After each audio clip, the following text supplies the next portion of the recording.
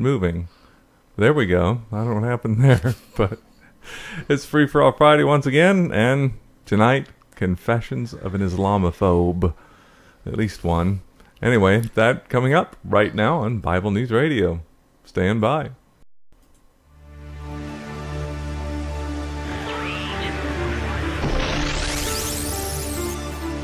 So thou, O son of man, I have set thee a watchman unto the house of Israel. Therefore, thou shalt hear the word of my mouth, and warn them from me. Have no fellowship with the unfruitful works of darkness, but rather expose them. Coming to you from an undisclosed location in Middle Tennessee and examining current events from a biblical perspective, this is Bible News Radio with your hosts, Randall and Stacy Harp.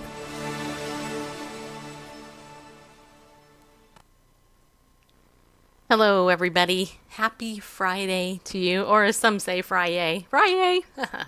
All right, so anyway, today is our normal Free-for-All Friday show, and yet here I am interrupting it with an awesome guest. How dare I? Anyway, so hey, this is what I want to do. I want to welcome you all to the show. Thank you guys for coming in, and I actually want to ask you if you wouldn't mind, please, to share this out, because this is going to be a very educational, informative, awesome show. And I don't just say that. Well, actually I do. But it will be, because I guarantee you that you're not going to hear this stuff most places. I just guarantee you won't, because the liberal media is evil, and they only give my guests like 5 or 10 minutes. They never give them a full hour. I got a whole hour with Robert Spencer, and I have to tell you, you know what? This is going to rock, people. So let me just say hi to all of you. Jeffrey and Mia and Annette and Dottie and Rachel and Scott. Hey, you're here. Hi, Scott. I haven't seen you in a long time. And Bareface is here. We already know that. Jeff is here. And some people with Islamic names. Hi. I don't know your names, but hi. Joel, you're here. Hi, everybody. Rob, hey, how you guys doing? You doing good? And Mike came in. Mike, you have a lot of ones after your name. Anyway, check this out. I want to tell you about my guest, okay? We're actually going to be talking about his brand new book. It was just released a couple of days ago, and it's called Confessions of an Islamophobe. Now, let me ask you something. Have you ever been called a phobe? Like a homophobe, Islamophobe, Christophobe, whatever. I was trying to make a joke, but I can't think of one. We all have been called names, especially because people who call names are idiots. Just so you know. And that's actually supposed to be funny, too, because... Anyway, but my guest, Robert Spencer, is awesome. Okay, I've been following his work for years. Listen to this. He is the director of Jihad Watch. By the way, you can go to jihadwatch.org, right? And this is a program of the David Horowitz Freedom Center. And he's the author of a mere only 17 books, including this one, Confessions of an Islamophobe. And what he's going to do tonight is he's going to talk to us about what Islam really is and how he became the world's foremost Islamophobe, just so you know.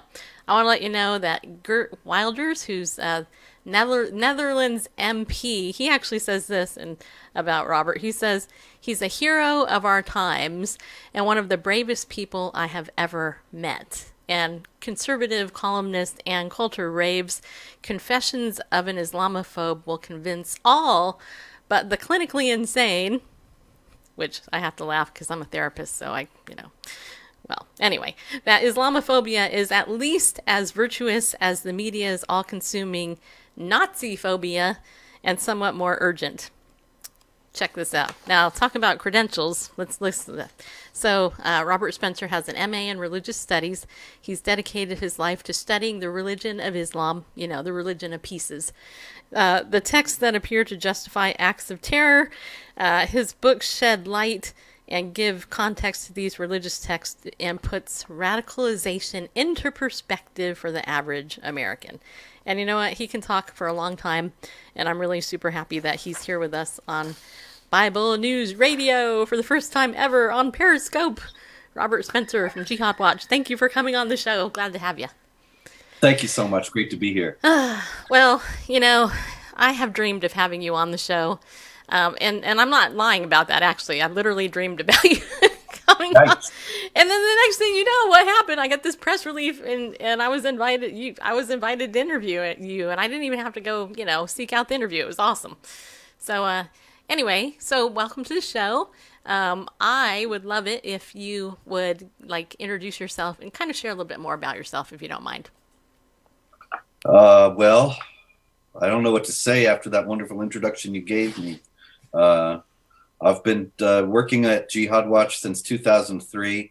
Jihad Watch is dedicated to raising awareness about the nature and magnitude of the threat that we face and the motives and goals of the jihadis, and to shedding light, giving people a clearinghouse source at jihadwatch.org of jihad activity, stealthy and violent, in the United States and around the world, day in and day out, every day since October 2003.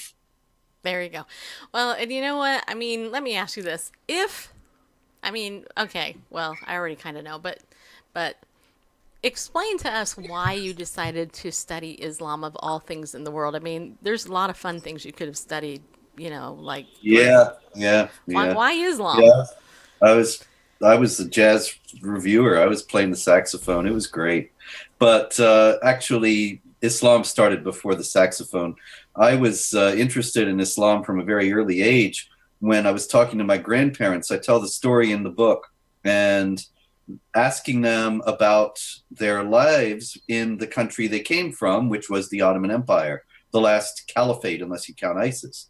And they told me about how wonderful it was there, and how they, my grandmother and Barack Obama are the two people that I know of anyway, who say that the sound of the muezzin in the minaret, the Muslim calling the Muslims to prayer 5 times a day, is the most beautiful sound they ever heard. And they made it sound like everything was so wonderful there that then I asked the inevitable question, well, why are you here? And they said, we were exiled. Why were you exiled? Then they didn't want to tell me, or they didn't have all the facts, maybe, I don't know. But in any case, I began to start to look into why non-Muslims were exiled from the Ottoman Empire, and that led me right into Islam, right into the teachings of the Quran, and I began to read the Quran and to study Islamic theology and law and history, and then one thing led to another.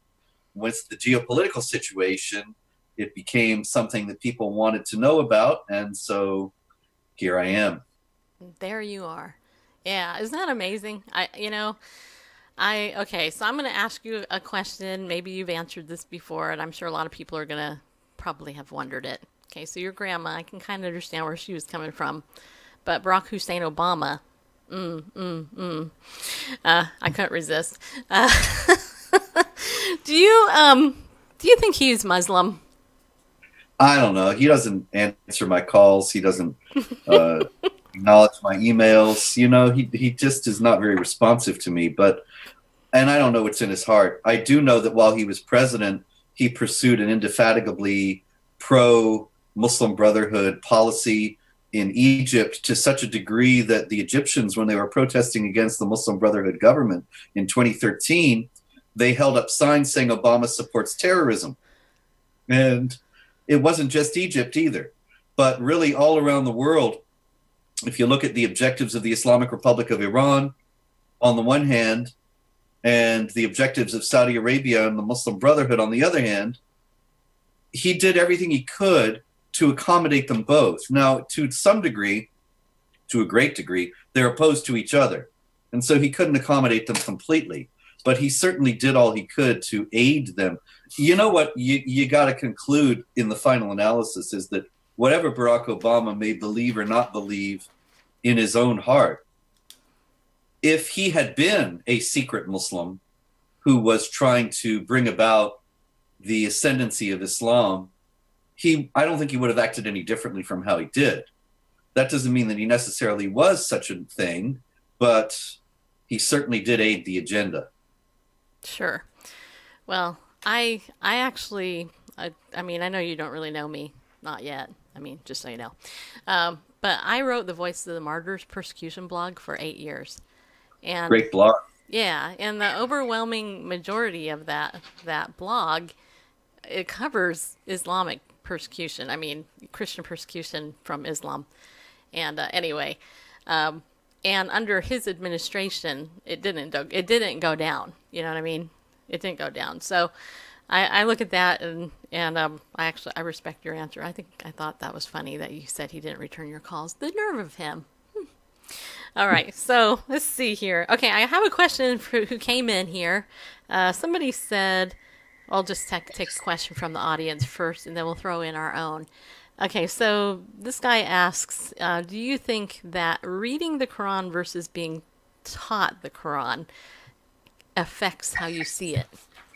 That's an interesting question. I thought so. Yeah, certainly it does. There's no doubt. It's inevitable. It's probably true of any book, that if you read it on your own, you're going to form your own conclusions. But if you're taught it, then you're going to be guided toward the preconceptions or the perspectives of the person who's teaching it. And it's very important, if you're reading the Quran, not to just read it on your own, but to try to understand how Muslims understand it, and to consult, for example, the great commentaries like Ibn Kathir, Qurtubi, Tafsir al-Jalalain. All these are available in English, and others. I have a lot of them back on the back shelf in my office here. And the tafsir material, the Quran commentary material that's in the Hadith, the reports of Muhammad's words and deeds, all that is very important to consult, so that you see how Muslims understand, how mainstream Muslims understand the Quran and the various passages of the Quran, and not just try to figure out what it all means on your own. Because the Quran is, for all the claims that people like me take it out of context, it's remarkably decontextualized, and it's often very hard, if not impossible, to figure out what's being talked about, because it's not explained in the text. So you have to go to this other material to know what's going on. Yeah. And that's important. And not only that, but that means you're a good scholar. You know, you're not just going to go ahead and take one line out of something and apply it and say that this is what it means. You have to understand the context. And I just had another listener just said that they really appreciate your work and they thank you for fighting the good fight. Thank you. Much appreciate your kind words and encouragement. Yes, we're here to encourage you, just so you know. Okay, so my question is, getting back to the book title, that you are Confessions of an Islamophobe. Okay, so in the beginning of your book, you actually talk about how you were somewhere and somebody tried to poison you. They put Iceland, pills. Yeah, you were in Iceland and they did that. I know people in Iceland. That's crazy. Okay, so it wasn't them. It wasn't them. No, I know who did it. Not that they're arresting him, but I know the guy. I mean, I don't know him personally, but he came up to me in the restaurant and said he was a big fan and slipped something into the drink. He was the only one who could have done it. He was the only one close enough. This was last May, I believe it was. I was speaking there, and we had a very successful event, actually. Iceland only has 300,000 people, and there were 500 at our event, which would be like in America with 300 million people, it would be like speaking to a crowd of 500,000. It was an extraordinary crowd, and we had a very great event. It went wonderfully. Everybody was happy, and we went out afterward to celebrate, and that was where the troubles began.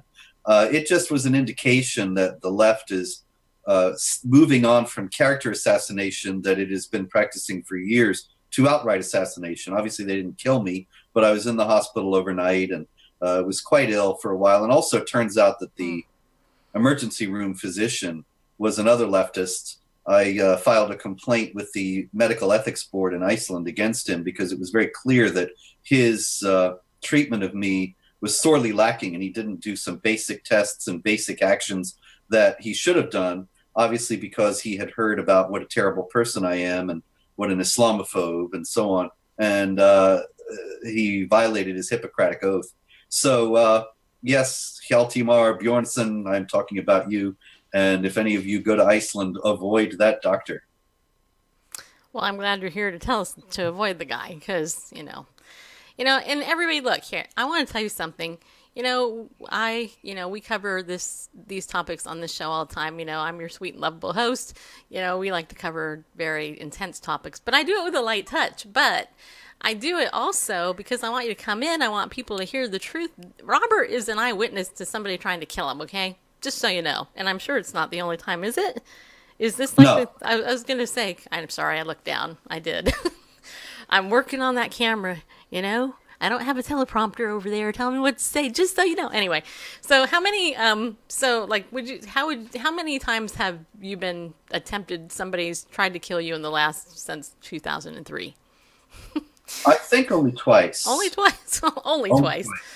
It was Iceland and there was Garland, where Pamela Geller and I hosted an event, the Muhammad Art Exhibit and Cartoon Contest, where we were trying to show that we were, after the killing of the cartoonists, the Charlie Hebdo cartoonists in Paris, we were trying to show that we are not going to give in to this bullying. We're not going to acquiesce to violent intimidation and say, oh, you're going to kill us if we draw Muhammad, then we won't draw Muhammad. We will respect you, you know, which is the spurious respect that the establishment media and the political elites are giving to these jihadis by adopting essentially Sharia blasphemy restrictions and not drawing Muhammad. No, it doesn't really matter, but nobody would care about drawing Muhammad if they weren't threatening with death, those who do. But once they do that, you have to either do it or surrender.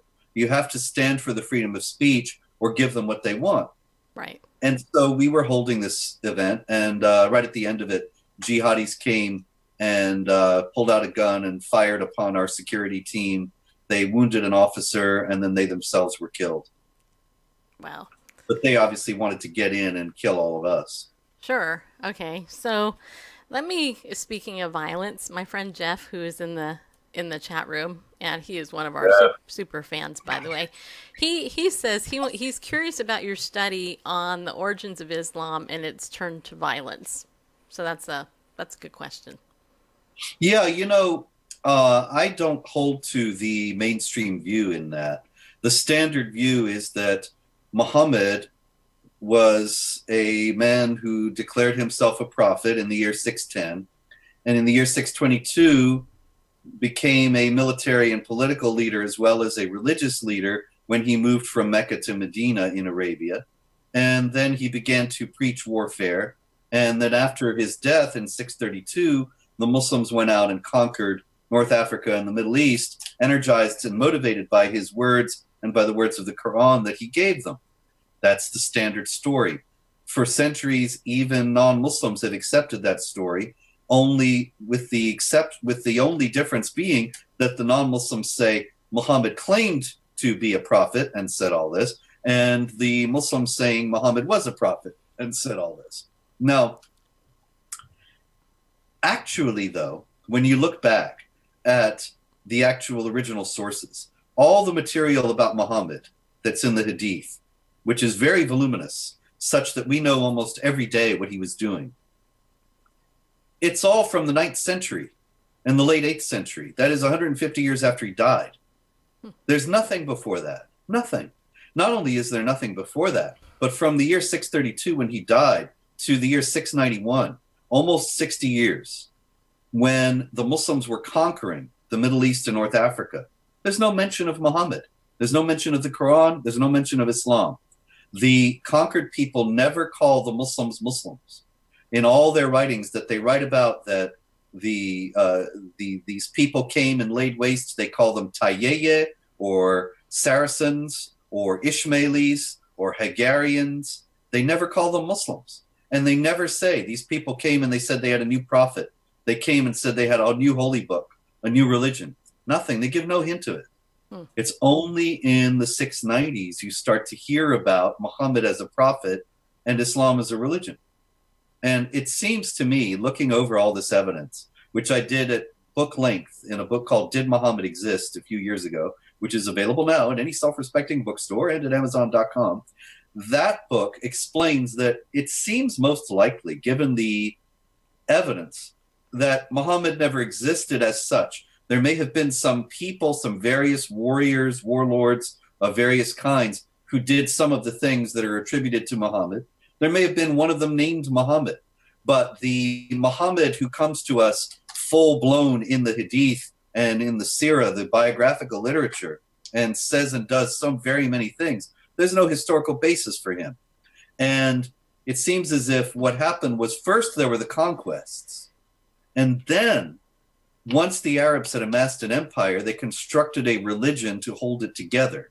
In those days, there were no constitutions. There were no parliaments. And what held a nation together was not this system of laws, that kind of thing that we take for granted today, but a common religion. And so the Byzantine Empire and the Persian Empire were the two great powers of the day when Islam came on the scene. And the Byzantine Empire was Christian, and the Persian Empire was Zoroastrian. And they were both unified by their common religion. Once the Arabs had beaten them both, they destroyed the Persian Empire, and they severely weakened the Byzantine Empire and ultimately conquered it later. They needed to construct a religion in order to hold it together, because that's what held empires together. And the religion they constructed was virulent, violent, martial, and expansionist, because they were military men, and they wanted to inculcate the virtues that would make the empire strong and keep it growing. All right. There was a lot said there, people. And Jeff, I hope that answers your question. Okay, so we're getting a lot of questions flying through here, and I'm going to ask you some, and you don't have to answer any of them if you don't want. I'll answer anything. Give me the tough ones. Well, I'll give you an easy one. Somebody wants to know if you're Jewish. Nope, sorry, I do not have that honor. I actually have 1/1000th of Ashkenazi Jewish in me, just so you know. All right. Just found out from a DNA test. Anyway, okay, so that was one question. What was the other question, you guys? There was a lot that came through here. Okay, well, while you're writing your question again, and hopefully I'll get to it, I want to actually bring out some of the topics in the book, okay? This is the book we're talking about. Confessions of an Islamophobe. That's Robert. Just so you know, it's him, not me. No, I'm just kidding. I am too. Don't tell anybody. It's a secret.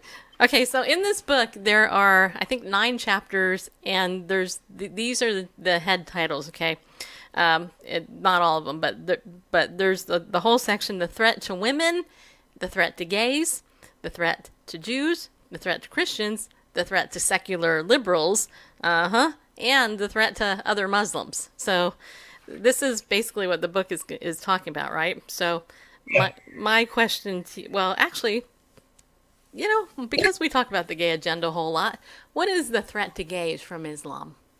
Well, see, this is the thing. The whole idea of Confessions of an Islamophobe, the book, is to show the left, really. It's the book to give to your liberal friends and relatives, because it's designed to show people that when they stigmatize any discussion of jihad terror and Sharia oppression as Islamophobia, they are making themselves vulnerable, and they are covering over what's a real threat.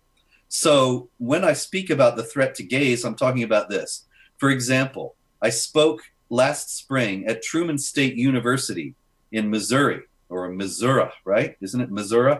And when I was in Missouri, in Truman State University, there was a young man there who, no, wait, I'm sorry. I apologize to everyone in Missouri. It was at Buffalo, University at Buffalo in New York. And I just got screamed at for an hour and a half by all the virtue signaling, self-righteous social justice warriors. And one of them was holding a sign that said "Queers Against Islamophobia." And so I had a manual of Islamic law with me, and I opened it up, and I started to read about how Islam mandates death for homosexuality. And everybody started to boo, boo, and they were just furious, as if I had written it. But they are in total denial. The reality is that in Muslim countries like Iran and Saudi Arabia and Indonesia and Pakistan, if you are found engaging in homosexual activity, they will not celebrate your multiculturalism and diversity. They will kill you. Or in moderate Indonesia, they will imprison you for many years. And this is thus self-defeating for this young man who is holding the sign "Queers Against Islamophobia" to be against me rather than against, excuse me, rather than against the murderous agenda of the people he was defending. And this is the big difference. You know, the gay lobby in the United States is very much opposed to Christianity and is very upset that Christians will say that homosexual activity is sinful. And that's just the worst thing you can say in the world. But the thing about it is that Christians will say homosexual activity is sinful, but not go around killing homosexuals. Right. Whereas the Muslims with whom the gay rights people are allied, it is still part of Islamic law to say they must be put to death. And so this is a self-defeating stance to stigmatize as Islamophobia, any concern for these human rights abuses. There you go. And you know what? That actually, you know, the irony of that all, it's not lost on me at all. Just because Christians get blamed and we get told, well, you want homosexuals dead. And then people point to the Old Testament. And we're like, but wait a minute. You know, the New Testament says this here. And you know, the irony of it all is that, like, we're trying to point people to the cross and to the fact that they can get delivered from that. And, you know, and then we get called haters and bigots and stupid and all that. And it drives me nuts. It really does. Okay, I want to ask one more question before we go to our break. This is from Skittles. Yep. Her name is Kim, but she goes by Skittles. So she says here, do so-called peaceful Muslims believe in the same Bible as the radicals? The Quran is the word.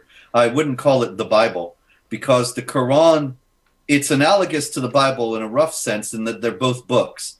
But the Quran is much more central to Muslims even than the Bible is to Christians, because the Quran is considered to be the perfect word of Allah that existed forever with Allah in paradise and was transmitted in perfect form through the angel Gabriel to Muhammad.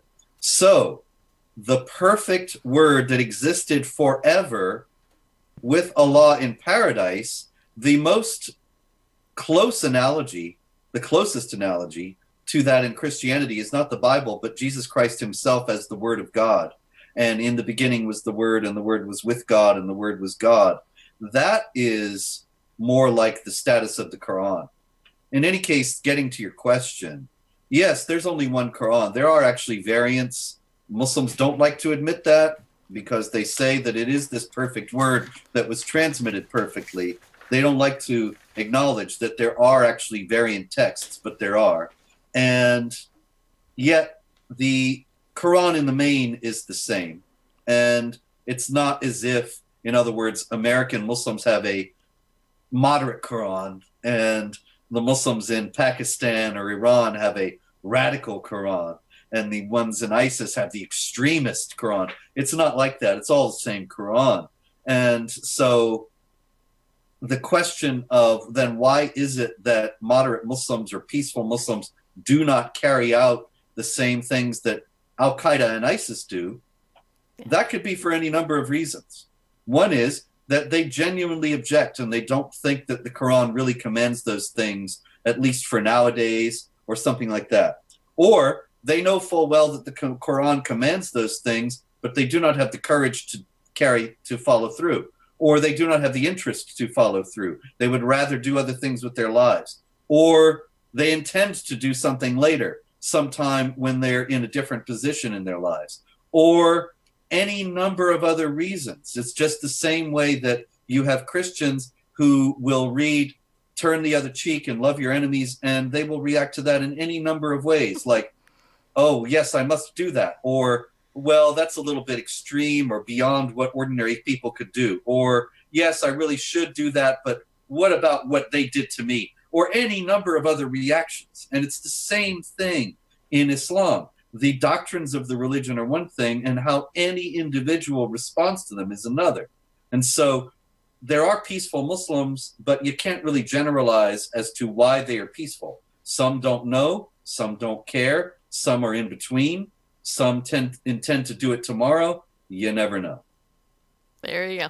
And, you know, I really like your answer there, especially when you compare it to Christians, too. You know, I sum it up basically by saying that some people take it literally and some don't, both Christians and those who follow Islam. I mean, it's like... Well, literalism is mainstream and dominant in Islam. Yeah. And so you're not going to find Muslims who will say, kill them wherever you find them, means give them a hug wherever you find them or something like that. Right. They might say that that only applies to the 7th century, but that's actually not really a mainstream position in Islam. It's most often stated by Muslims in the West who want to make sure that non-Muslims don't get all upset and worried about what's in the Quran. It's never been a traditional position within Islam that those passages do not apply to all time. There you go. All right, so after the break, which we're going to take right now, people, I got to look over there. What I want to do is I want to talk about the actual threat to America and the fact that we have actually, I heard, and you can confirm or deny this, that by the year 2020, Islam wants to take over America. So I want you to answer that after the break. But I want to first thank our sponsor, Ariel Ministries. If you guys don't know who Ariel is, it's the Messianic Jewish ministry of Dr. Arnold Fruchtenbaum, who he himself is a Messianic Jewish believer. And I am so happy to let you know that we have the coupon code Bible News. You can save 20% on anything there in the store. And starting today, here, December 1st, 2017, we are actually giving away a free PDF. It's called The Incarnation. If you go over to my Twitter account, at Bible News Radio, if you go over there, I have a pinned tweet up there.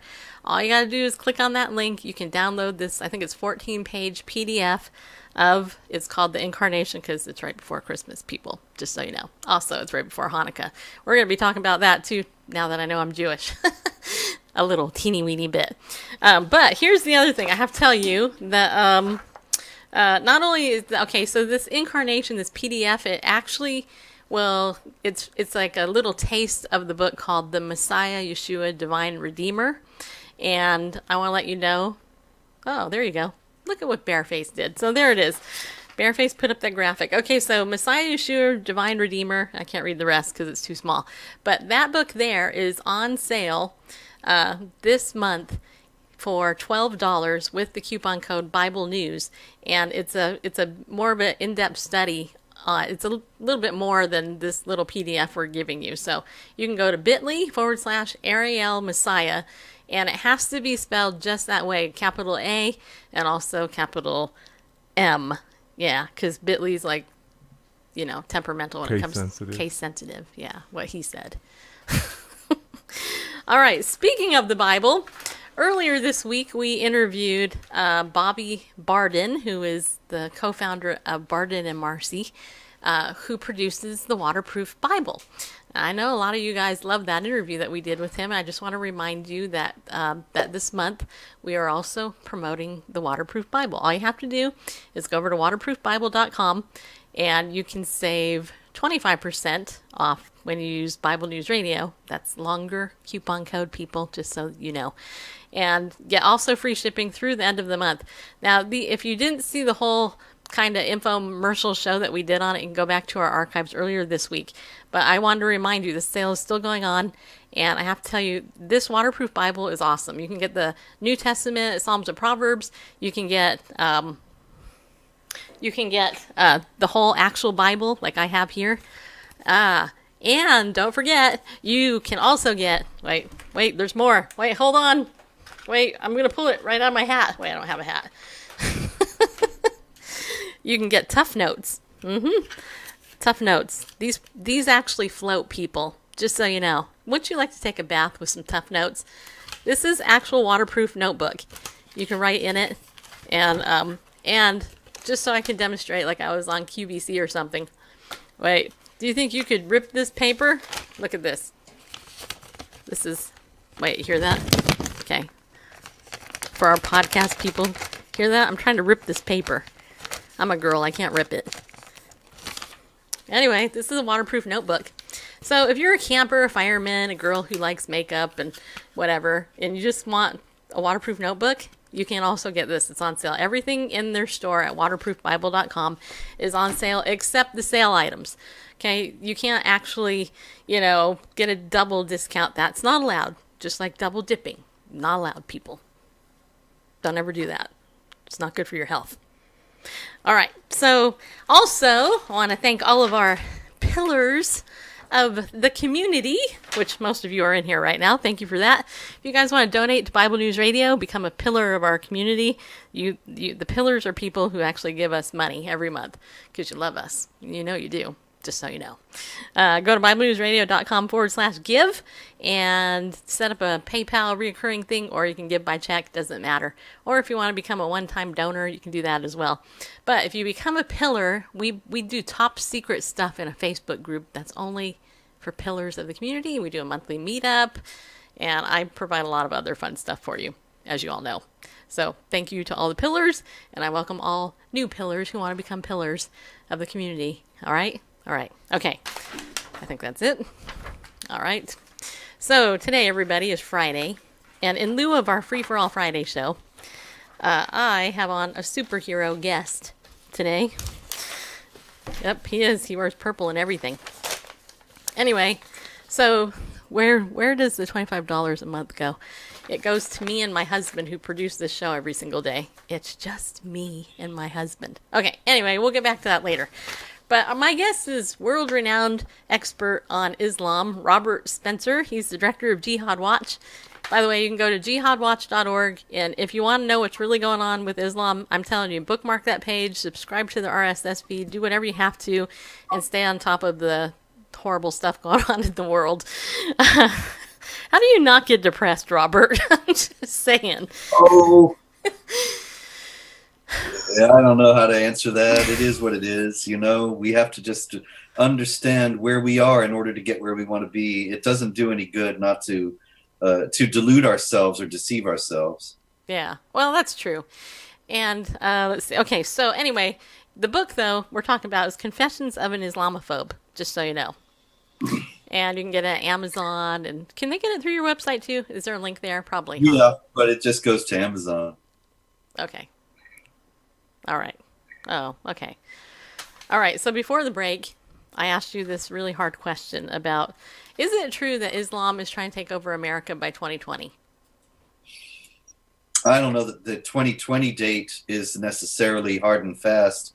After all, this is what, 17? I don't know that they're going to make that. But look, a captured internal document of the Holy Land Foundation, which was shut down for funneling charitable contributions to Hamas. It had been the largest Islamic charity in the United States. During the FBI raid of their offices, an internal document of the Muslim Brotherhood was discovered delineating the Brotherhood's strategy in North America. And it said, and I quote, "The brothers must understand that their work in America is a kind of grand jihad in eliminating and destroying Western civilization from within and sabotaging its miserable house by their hands," that is, the hands of the people in Western civilization, "by their hands and the hands of the believers, so that it falls and Allah's religion is exalted over other religions, is victorious, rather, over other religions." This is the strategy of all of the major Muslim groups in the United States, which were listed in that same document and are in line with this program. And if you look at what they do, opposing counter-terror measures, advising Muslims not to cooperate with the FBI, and so on, you can see in light of the document that it makes sense that this is what they're about, trying to subvert and destroy us from within. And so certainly that is a live agenda, and it's something that's being pursued, and we need to be aware of it. I don't know that it'll come to fruition within the next 3 years, but certainly there's no shortage of Muslims who are trying to bring that about. Yeah, and you know, I agree. I don't know that it will either, because I think we have a president now who's going to be a little bit more helpful, hopefully. Just so you can know some of the weirdo comments. I got a comment here saying, "I love the KKK. Should I donate to them? I should donate to the KKK." Oh, they're saying that we're racist for talking about jihad terror. Yeah. Yeah. It's idiot liberals who think that to oppose jihad terror and the institutionalized discrimination against women and non-Muslims that is encoded in Islamic law is somehow racist and puts you on par with the KKK. This is the level of analysis we're dealing with in the Daily Kos and Mother Jones and the Nation crowd. Yeah. Well, yeah. Don't you love tolerance? Okay, so back to your book. you have all these chapters in your book, the threat to, etc., blah, blah, blah. Okay, so the threat to women. Okay, let's talk about that. I'm a woman, and this is actually one thing that I don't understand, honestly, personally, as a woman. I don't understand how women can embrace Islam at all. And because, I mean, especially with Sharia law, wife beating, all this stuff that, like, if my husband did that, I would leave. I would be like, I'm out of here, dude. Talk about that, because what do you think it is about women who are actually under that? And if you can, talk a little bit about what Sharia law talks about as far as that goes. What you have, it's a very vexed situation, really, when it comes to Islamic law and women. I mean, you got to wonder, why is it that many people have asked me, why is it that Muslim women don't rise up and rebel? Well, the answer to that is really very clear if you think about it, that their whole social system, their families, everything that they know is tied up and in with the system. And so where are they going to go? If they rise up against it, then they're completely isolated and have nobody in this world.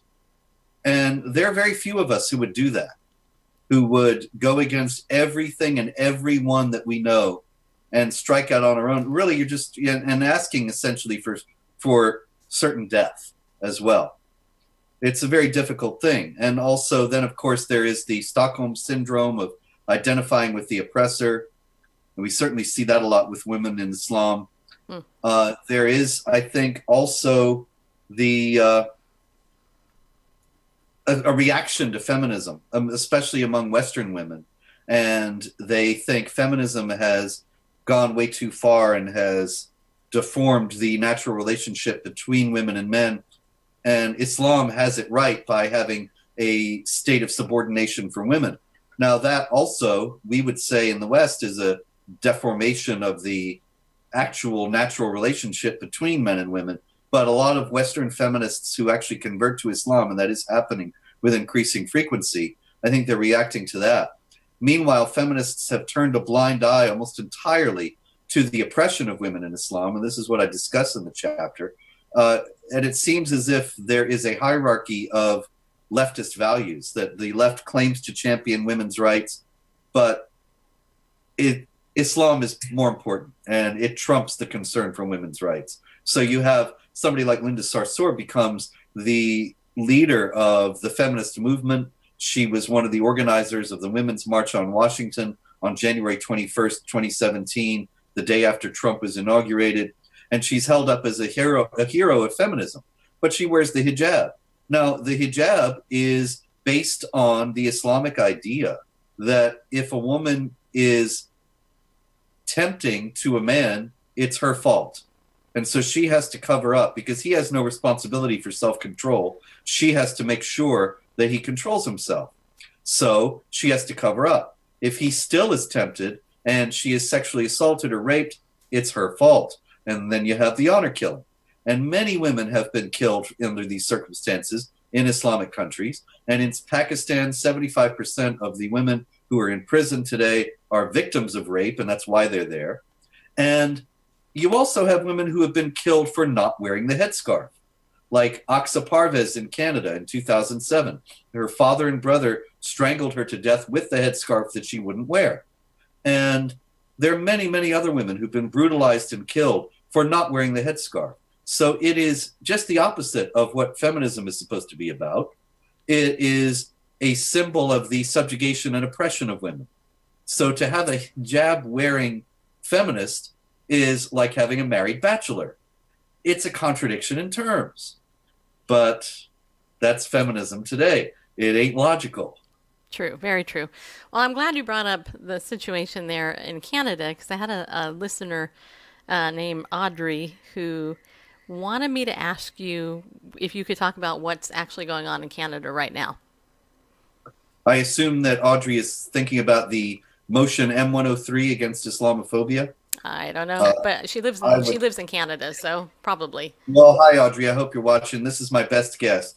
The situation in Canada right now is very grave with this motion against Islamophobia, motion M103. It was designated in the parliament, and it was passed, I believe it was last summer.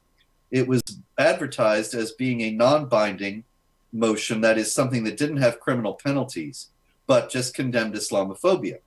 But it has been used ever since then in order to stifle criticism of Islam and jihad under the guise of being Islamophobic. And this is, of course, the same thing that has been done to me for analyzing the motives and goals of jihad terrorists all these years. I've been labeled an Islamophobe, somebody with some irrational dislike or hatred of Muslims and Islam.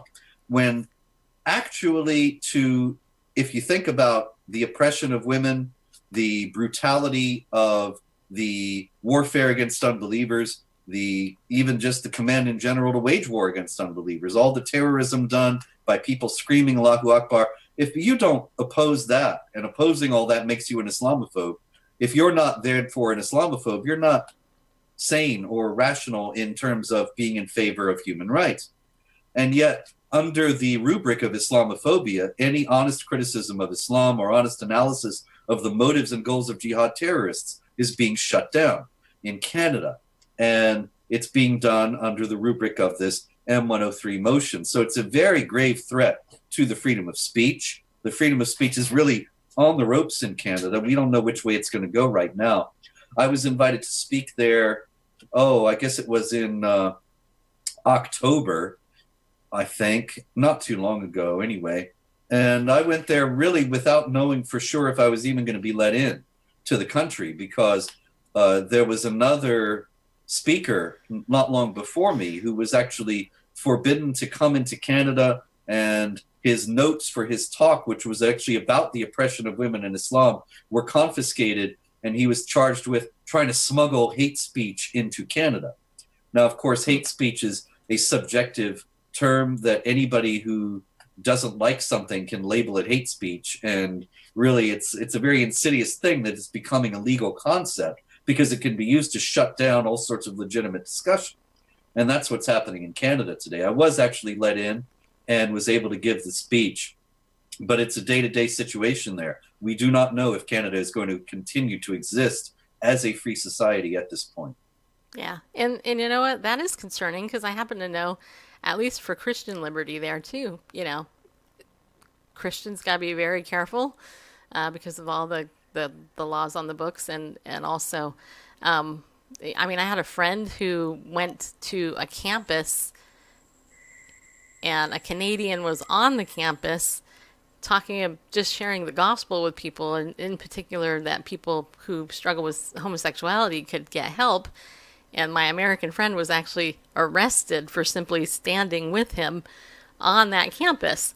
So, the freedoms there are, I think they're being taken away a little bit faster there than they are here in America, which leads me to this question, and this is actually in your book too, is there a jihad threat today here in America? And actually, can you talk about some of the recent attacks that have, the media has just forgotten all about, the one in Vegas, just as an example? Well, in Vegas, it's never been really definitively explained what happened. Right. We had the shooter, and he shot a great number of people, and he had prepared for quite some time before that. And yet, after that, there's hardly anything you can say about it, because the authorities have changed their story many times on basic elements of the story. They initially announced that he had committed suicide, which was one of the main reasons why it was widely discounted when ISIS, the Islamic State, claimed responsibility and said that he was one of their guys, because their guys don't commit suicide when they are killing people. After they're killing people, they might get blown up in the process of blowing up other people, but they don't go and shoot themselves after they have shot up a lot of infidels. And so then we heard that he didn't actually commit suicide, and they changed many other elements of the story.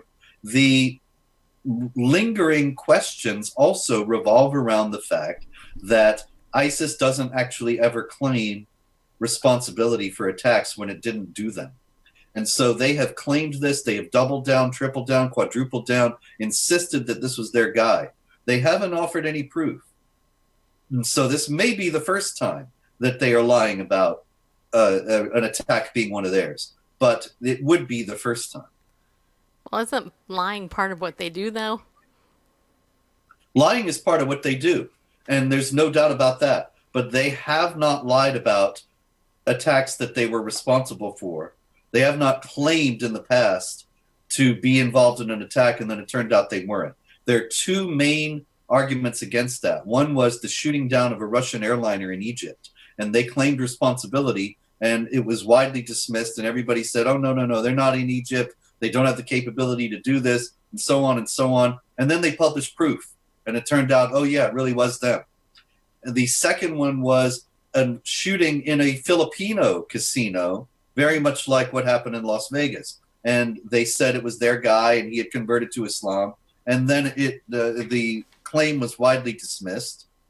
And then there again, many analysts coming back to the evidence came to see that this really was them, and they really were involved. But those are the two. Even when the Las Vegas shooting happened, long after those two, I saw analysts saying, well, ISIS has lied in the past. Look at the Russian airliner in Egypt and the casino in the Philippines. And I thought, okay, these guys are not informed, because both of those have turned out to be them after a while. And so I think the jury is still very much out about Las Vegas. Oh, that's good to know. How many of you thought that was an awesome answer? Allah is Satan, somebody's saying in the chat room. And yes, just so you know, Skittles, the Quran does tell them to lie. Just so you know. All right, so Ara, I know you're laughing at the name, aren't you? Yeah, you don't hear that on Fox News, do you? Huh? Okay, anyway. Yes. Yeah, so today our guest is Robert Spencer. I have to tell you, I'm going to read you a little endorsement from David Horowitz. All right, check this out. He says, Robert Spencer is one of the most informed scholars on the nature of Islam and the jihadist threat. He is also one of the bravest. Confessions of an Islamophobe is an indispensable guide to how American leftists from Linda Sarsour, I don't know if I said that right, to Bernie... Sarsour. Okay, say it again. Sarsour. Sarsour. Sarsour. I think Sarsour. Did I do it right? Yeah. It's cockroach in Arabic. Oh, okay. Well, from Linda, that woman, to Bernie Sanders have joined forces with the Islamic enemies of women, gays, Jews, Christians, and other infidels in an unholy alliance against America and its freedoms. And I also have to tell you that Ann Coulter, did I read Ann Coulter's? Yes, you did. No, I didn't. Yes, you did. No, I didn't. Okay. This is what Ann Coulter wrote. I guarantee I didn't read it. I'll bet you. We'll watch the replay. You watch the replay. Okay. So Ann Coulter wrote, don't want to get run down by a truck on a New York street by a maniac screaming, Allahu Akbar. I don't like saying that word, just so you know. Object to polygamy and female genital mutilation? Yeah, actually I do. You must be an Islamophobe. Whether you are a dedicated Islamophobe or merely Islamophobia curious, I like bi-curious, Robert Spencer's brilliant new book is for you, people! That's right. Confessions of an Islamophobe will convince all... You guys can't see Robert, so he's making me laugh. Anyway, he will he'll convince all but the clinically insane that Islamophobia is at least as virtuous as the media's all-consuming Nazi phobia, and somewhat more urgent. I don't think I read all that before. I read one. Not all of it. Okay, I read part of it, but I didn't actually read the whole endorsement. Anyway, so we want you to go ahead and get the book. And Jeff's saying this is the fastest hour on Periscope tonight. Just so you know. Seems that make you feel good. Indeed. And they're saying come back again. He'll come back. Call me anytime. You don't have any one more tough question there?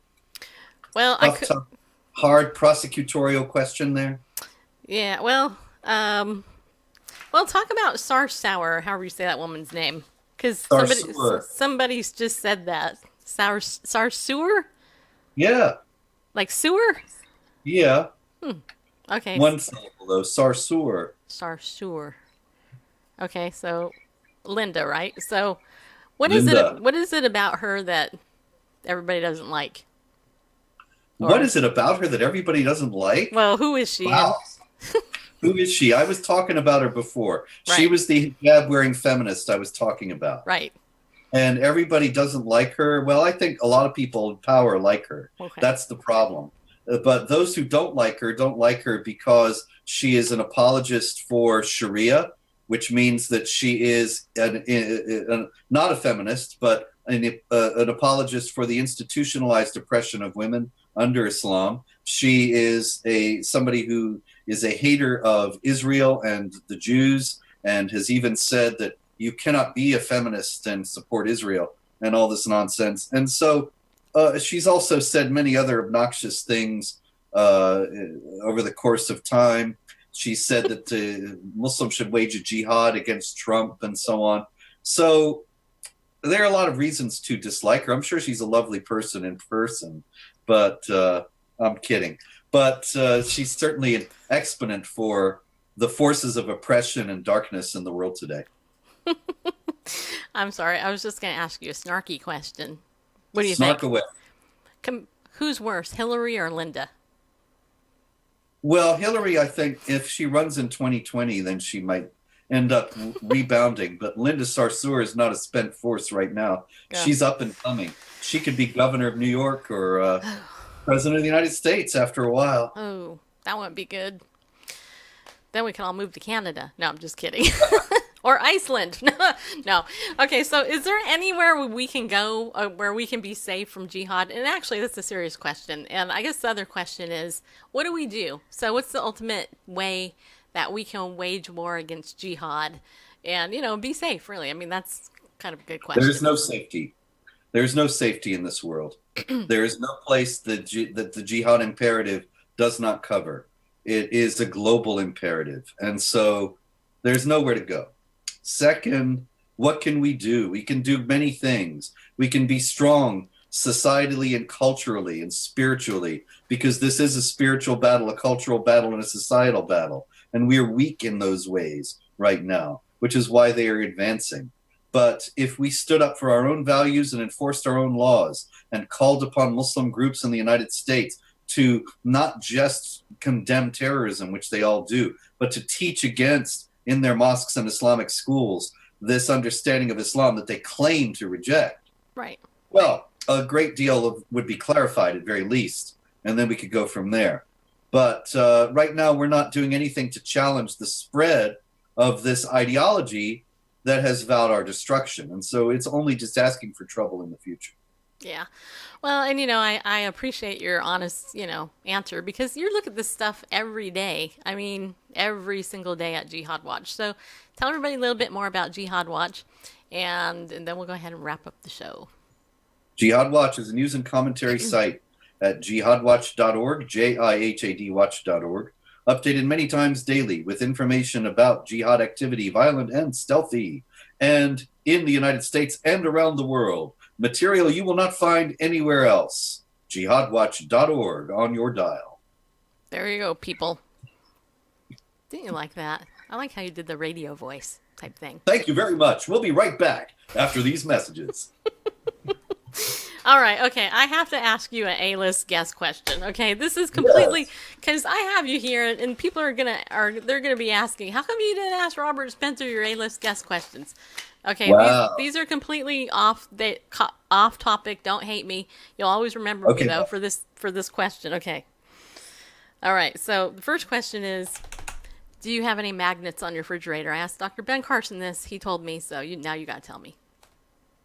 We have so many magnets on our refrigerator because whenever any of us goes somewhere, one of the jobs we have is to bring back a magnet. And so my kids now, well, I don't like to talk about my kids in public. Let's just say I do have some, and they have been places, and there are magnets from those places on the refrigerator. Okay. All right. So now I'll ask you a more personal question. Don't worry, though. It's not dangerous. Do you like eggs? Sure. You got any right now? They're downstairs. Two over easy with bacon, please. You're a man after my own heart. But that wasn't the question. The question, well, okay, so... Breakfast is always in order. Breakfast is always right. Breakfast food for dinner is awesome, isn't it? Yes. Okay, so eggs, when you have a carton, right, of eggs, and you take the eggs out to make your bacon, and well, to make your eggs, not bacon. No, you don't make the bacon from the eggs. Right, I know. I've learned that. Yeah. It took me years. Okay, so when you take your eggs out of the carton, Yes. do you rearrange the eggs that are left in the carton, or what do you do?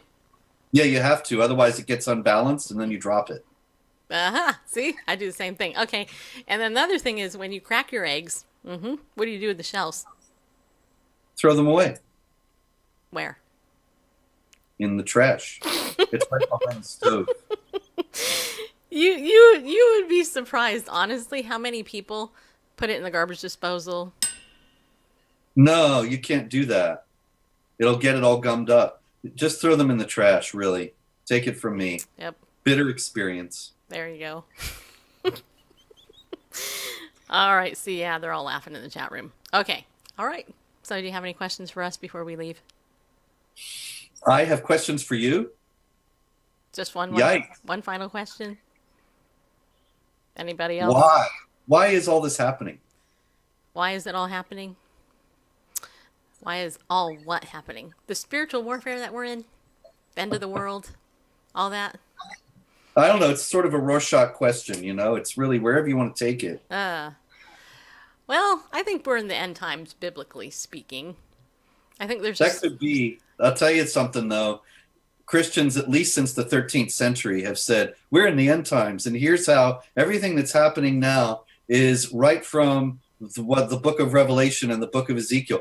I've read so many of these things, and, you know, I don't know. I maybe we are. Maybe we are. I don't know. But here's the there difference. are lots of Christians who thought that before. Yes, I agree. But here's the difference between the 13th century and today. That is Israel. Yes. Yeah, but Hal Lindsey wrote The Late Great Planet Earth in 1967 and said within a generation it's all coming down. I think we're getting to stretch the definition of generation a bit far at this point. It's what, 67? That's 60 years, almost 50 years. What? I'm not very good at math. But it's more than a generation. True. Sorry, Hal. Well, what does Hal Lindsey know? I don't know. I never met the man. Actually, Good evening, Hal. I actually haven't either. But anyway, okay, all right. So, yeah, that was fun. Okay, so everybody go over to jihadwatch.org and follow Robert Spencer wherever you go. Just don't poison him, okay? Not too closely, though. Thank you. All right. And get the book, okay? You guys get the book, Confessions of an Islamophobe. And I want to let you know, everybody, just so you know, because we weren't on yesterday. Some of you were like, where the heck were you guys? Well, I had a busy day, people. I couldn't squeeze in my show at my normal time. So we are going to be doing a show tomorrow afternoon on Saturday. Yes, so you'll get 5 days of me this week still. Anyway, lucky you. We'll be on tomorrow afternoon for a special Free for All Friday, Saturday edition of Bible News Radio. So just join us tomorrow afternoon. All right, just watch my social media. You'll know when we come on because it's kind of up in the air yet, still what time. But, you know, just so you know. All right, so thanks for listening. Remember, be bold, stand up, and go with God because he loves you.